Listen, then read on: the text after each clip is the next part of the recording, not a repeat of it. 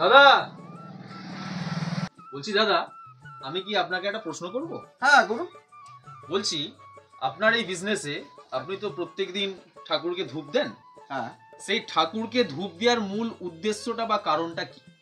ঠাকুরকে দেখুন, মূল ধূপ দেওয়ার উদ্দেশ্য হচ্ছে আমার ব্যবসা যেন ভালো চলে, সঠিকভাবে চলে, যেন রোজগারে একটু বেশি ইনকাম হয়, খদ্দেরপত্র বেশি আসে, এই জন্যই ধূপ দেওয়া। আচ্ছা, ঠিক আছে, থ্যাংক ইউ, ধন্যবাদ দাদা। স্যার আসবো? হ্যাঁ আসুন, বসুন। ঠিক আছে স্যার। বলছি আমি কি আপনাকে একটা প্রশ্ন করতে পারি? প্রশ্ন? হ্যাঁ। আচ্ছা করুন। বলছি স্যার, আপনার একটা ডক্টরস চেম্বার তো? হ্যাঁ হ্যাঁ, ডক্টর চেম্বার।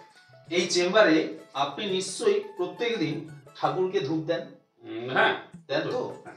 আমার কাছে প্রশ্ন এটাই যে আপনার ঠাকুরকে ধূপ দেওয়ার পিছনে মূল উদ্দেশ্যটা কি বা কারণটা কি, আমি কি একটু জানতে পারি? ঠাকুরকে ধূপ দেওয়ার উদ্দেশ্য কারণ একটাই, যেটা সবাই যে কারণে দেয়।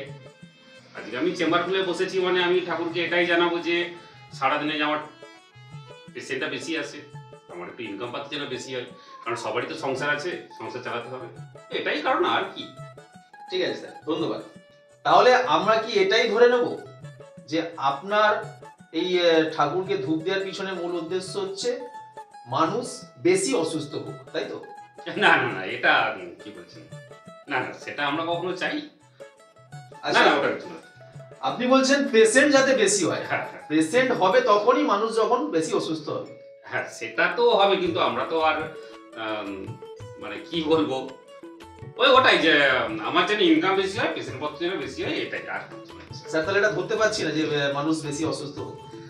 না, ধরতে পারছে না বলতে ধরতেও পারেন, মানে ঘুরি ফিরি তো সেই। ঠিক আছে স্যার, আপনি হয়তো বিশেষভাবে বলতে পারছেন না, কিন্তু আমরা বুঝতে পেরে গেছি আপনি কি বলতে চাইছেন।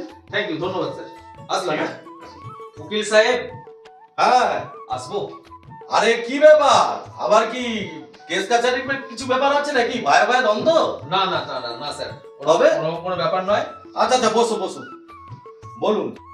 বলছি স্যার, হ্যাঁ আমি কি আপনার কাছে একটা প্রশ্ন করতে পারি? হ্যাঁ করুন। আচ্ছা, থ্যাংক ইউ স্যার। বলছি আপনি আপনার এই চেম্বারে নিশ্চয়ই ঠাকুরকে প্রত্যেকদিন ধূপ দেন? অবশ্যই, আমার চেম্বারে আমি প্রত্যেকদিনই ধূপ দিই। আচ্ছা, আমি বলছিলাম যে ওই ধূপ দেওয়ার পিছনে আপনার মূল উদ্দেশ্যটা কি?